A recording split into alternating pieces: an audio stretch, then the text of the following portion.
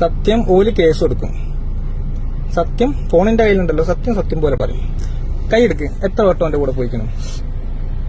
കൈയെടുക്ക്, എത്ര വട്ടം എന്റെ കൂടെ പോയിക്കണം?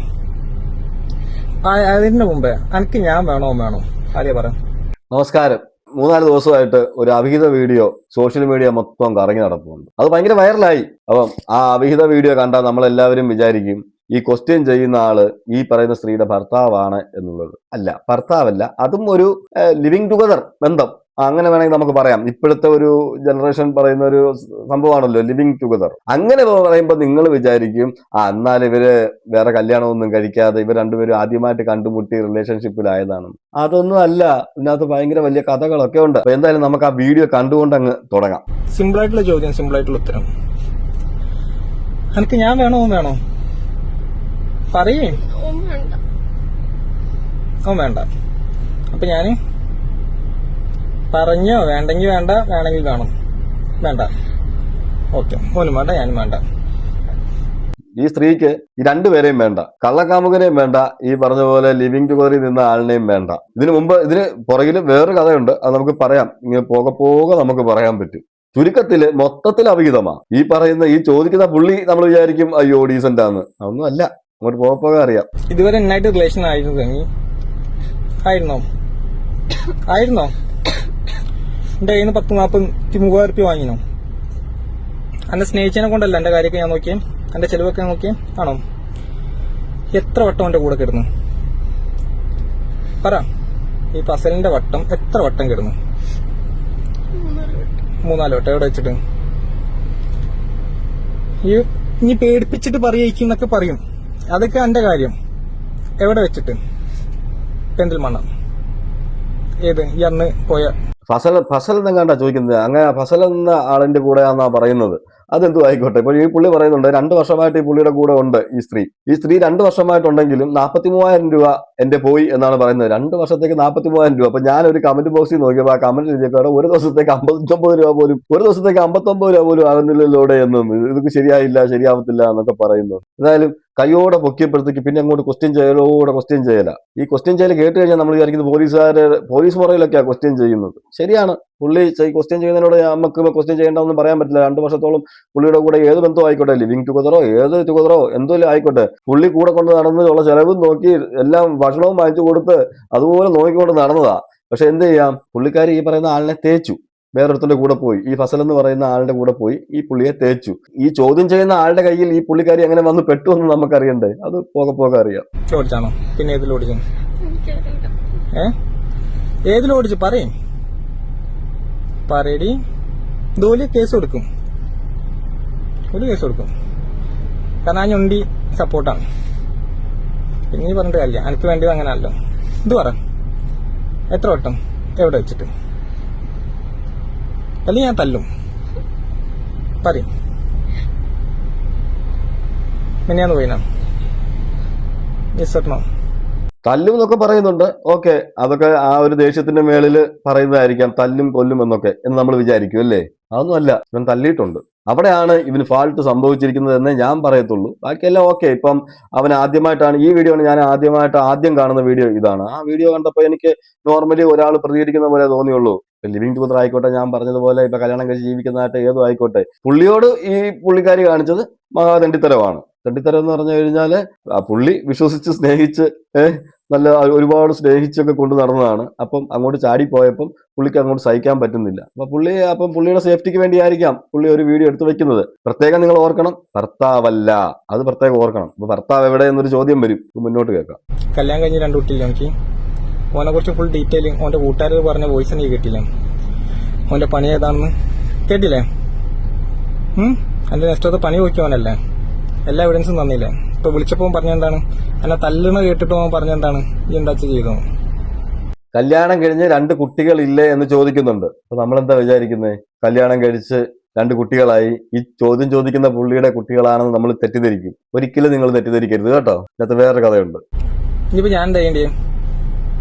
എന്റെ 43,000 രൂപ 2 കൊല്ലത്തോളം ആവാനായില്ല അല്ലെ? നമ്മള് ഈ 2 കൊല്ലം എന്നെ കൂടെ ഒന്ന് ചതിച്ചു, കാല് പിടിച്ച് ഞാൻ പറഞ്ഞതാണ് എന്നോട്, എനിക്ക് ഓനെ വേണോ ഈ പൊയ്ക്കും.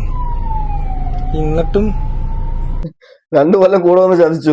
43,000 രൂപയും പോയെന്ന്. അത് പോയി, പോയത് പോയി. 43,000 ഒരു ദിവസം കണക്ക് നോക്കിയപ്പോ ശരി 59 രൂപ വെച്ചെങ്ങാണ്ടേ ആവുന്നുള്ളൂ.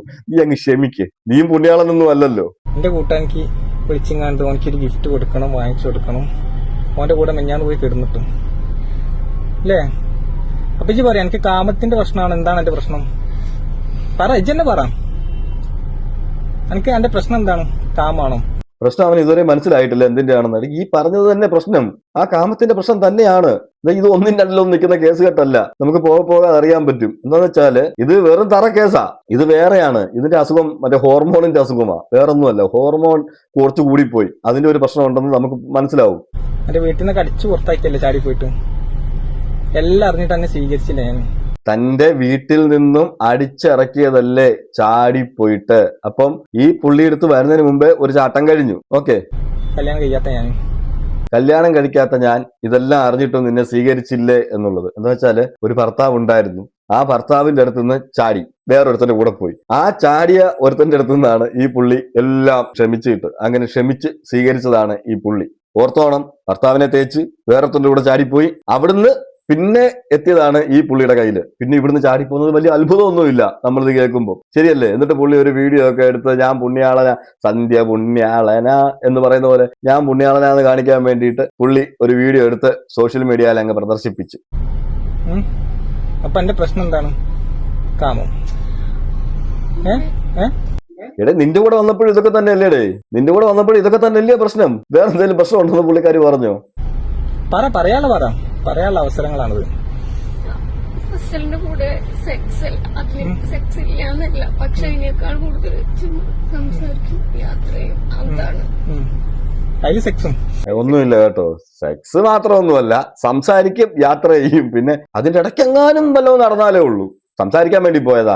എനിക്ക് ഇങ്ങനെ സംസാരിക്കുന്ന ഒരു അസുഖമുണ്ട് പലരുമായിട്ടും. അപ്പം അങ്ങനെ സംസാരിക്കുന്ന അസുഖം എനിക്ക് പിടിപെട്ടത് കൊണ്ട് ഞാൻ ഇങ്ങനെയുള്ളവരോടൊക്കെ ഒന്ന് സംസാരിക്കാൻ പോകും. പിന്നെ അതിന്റെ ഇടയ്ക്ക് വല്ല എന്തെങ്കിലുമൊക്കെ നടന്നാൽ നടന്നു, അത്രേ ഉള്ളൂ. വേറെ കുറ്റമൊന്നും ഞാൻ ചെയ്തിട്ടില്ല. ഇതിനല്ലേ നമ്മള് പറയണത് ബെഡിന്ന്? പുള്ളിക്കാരി ഭർത്താവിന്റെ കൂടെ നിന്ന് ചാടി വേറൊരുത്തിന്റെ കൂടെ പോയി, വേറൊരുത്തിന്റെ കൂടെ പോയിട്ട് ഇവന്റെ കൂടെ വന്നു, ഇവന്റെ കൂടെ വന്നിട്ട് വേറൊരുത്തിന്റെ കൂടെ ചാടിപ്പോയി. അപ്പം ഇപ്പോഴാണ് പുള്ളിക്ക് മനസ്സിലായത് ഇത് ഈ പറയുന്ന സാധനം വെഡ്ഡി ആണ് എന്നുള്ളത്. ഇപ്പോഴാണ് പുള്ളിക്ക് മനസ്സിലായത്. പക്ഷെ ആ ഭർത്താവിന്റെ കൂടെ ഒന്ന് ചാടിപ്പോയി.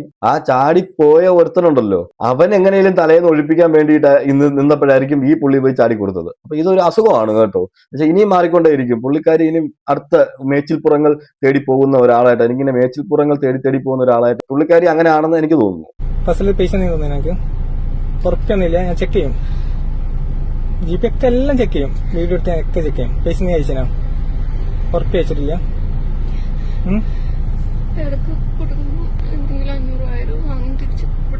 തിരിച്ചു കൊടുത്ത കയ്യിലുണ്ടാവല്ലോ? ഉണ്ടാവില്ല? തിരിച്ചു കൊടുത്ത ഉണ്ടാവോ? അയച്ചൊത്ത് എവിഡൻസ് ആണിത്. ഉണ്ടാവോ? പറയും.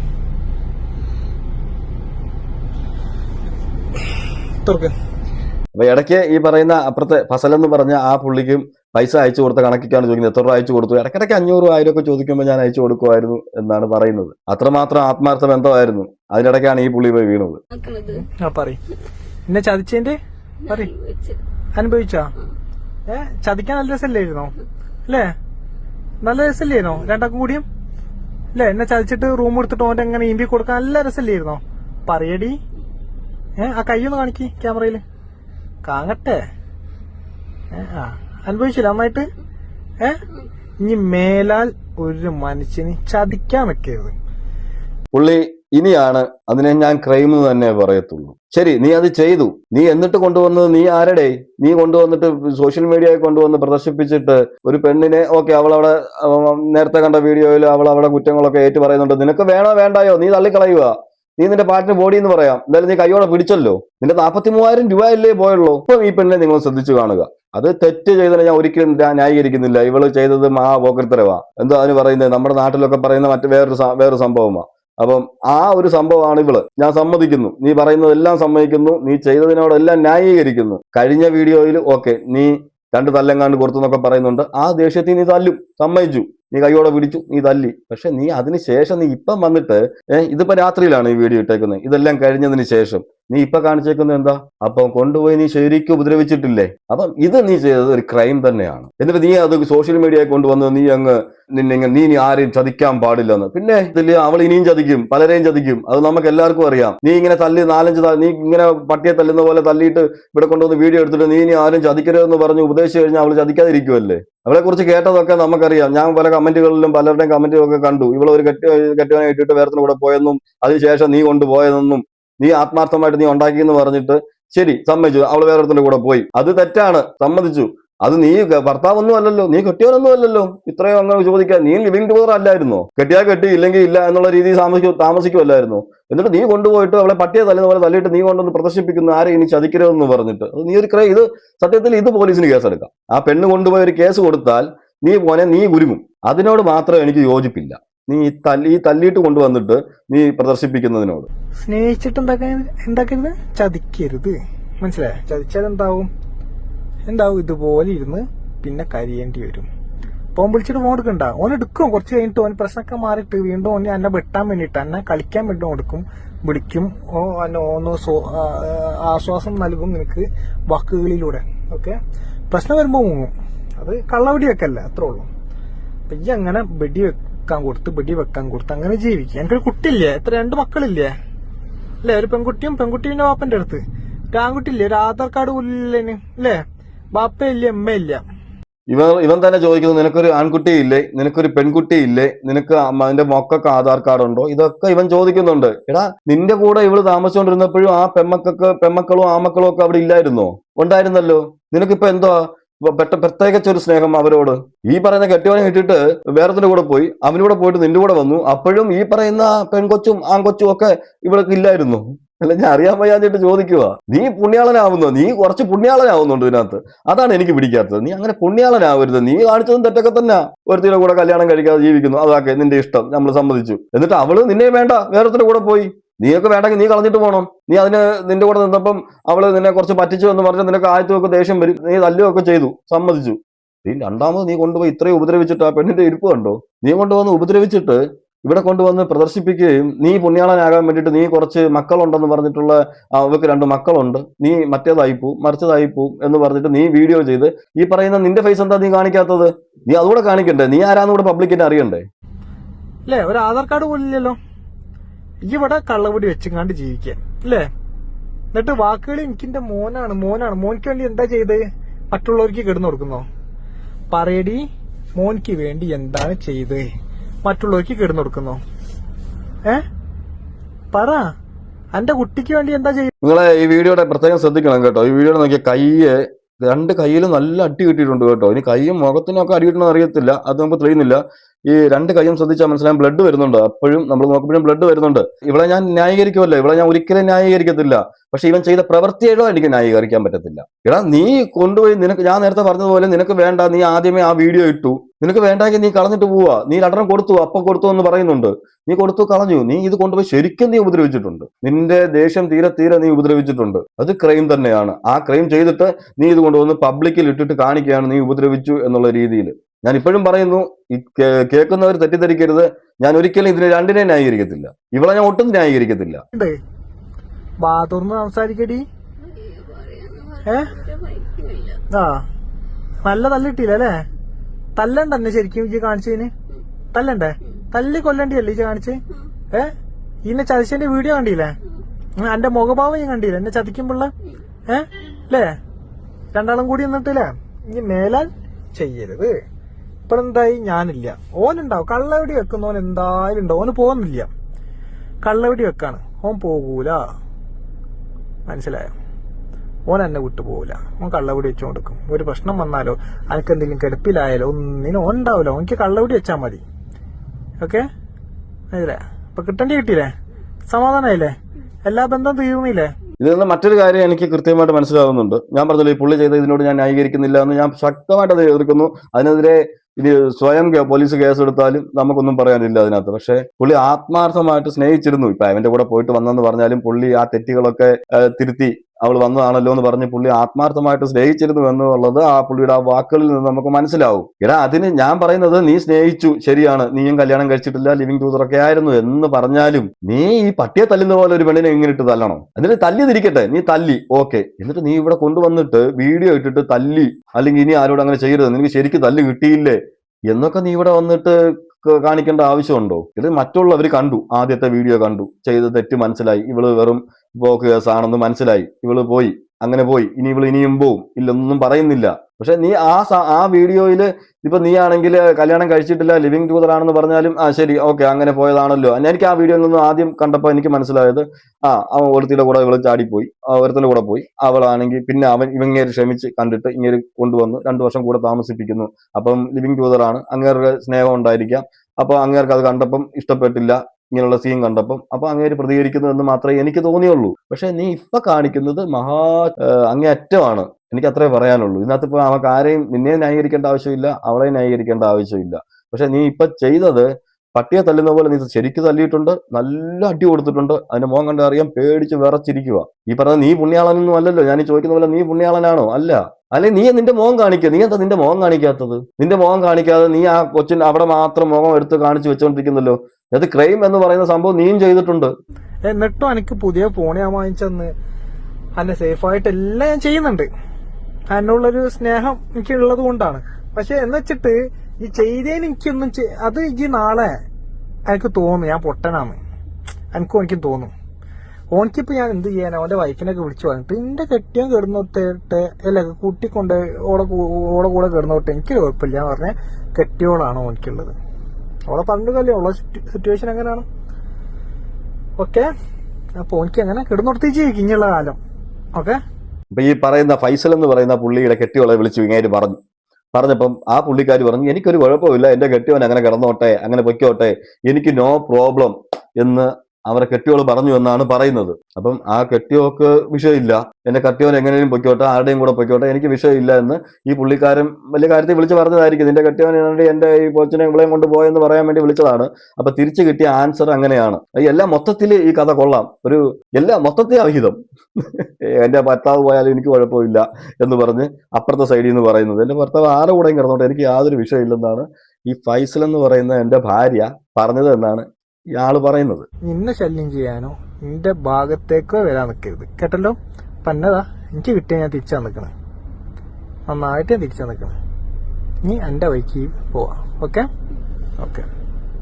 അപ്പൊ അത്രയും കൊണ്ട് ആ വീഡിയോ തീരുകയാണ്. എന്ന് വെച്ചാല് അവിടെ വെച്ച് കഴിഞ്ഞു, നീ നിന്റെ വഴി, എനിക്ക് എന്റെ വഴി എന്നൊക്കെ പറഞ്ഞിട്ട്. പക്ഷെ അതിനു മുമ്പ് ശരിക്കും നല്ല കൂട്ടത്തിലുണ്ടെന്ന് വെച്ചാൽ നല്ല ശരിക്കും അടി കിട്ടിയിട്ടുണ്ട്. അതിന് എഴുന്നേറ്റ് നടക്കാൻ പോലും പറ്റുമോ ഇനി അറിയത്തില്ല. ഇനി ഇറക്കി വിടുമ്പോ നമുക്ക് ഇതുവരെയുള്ള വീഡിയോ ഉള്ളല്ലോ.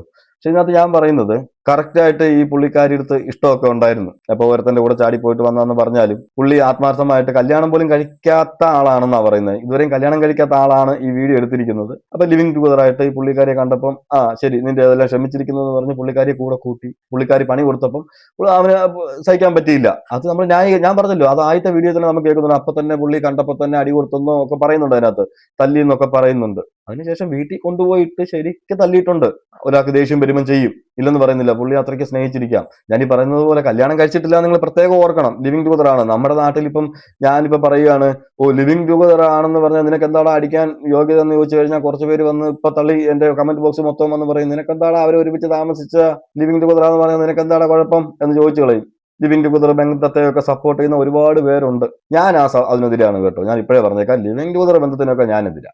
എടാ, മാന്യമായിട്ട് കല്യാണം കഴിച്ച് ജീവിക്കണം. ഈ ഒരു അണ്ടർസ്റ്റാൻഡിങ്ങിലാണ് ഞങ്ങൾ ജീവിക്കുന്നത്. കുറച്ച് കാലം കഴിയുമ്പോഴത്തേക്ക് ഞങ്ങൾ ഇഷ്ടപ്പെട്ടാൽ ഞങ്ങൾ അങ്ങ് കെട്ടും, ഇല്ലെങ്കിൽ ഞങ്ങൾ അങ്ങ് വിരിയും. എന്തോന്നല്ല ഇത്? അപ്പം ഇത് വിരിയുമ്പോഴും വേറെ ഒരുത്തൻ്റെ അടുത്തല്ലയോ പോയി വീഴുന്നത്? അല്ല, ഇവൻ വേറെ ഒരുത്തിയോടെ കൂടല്ലയോ പോകുന്നത്?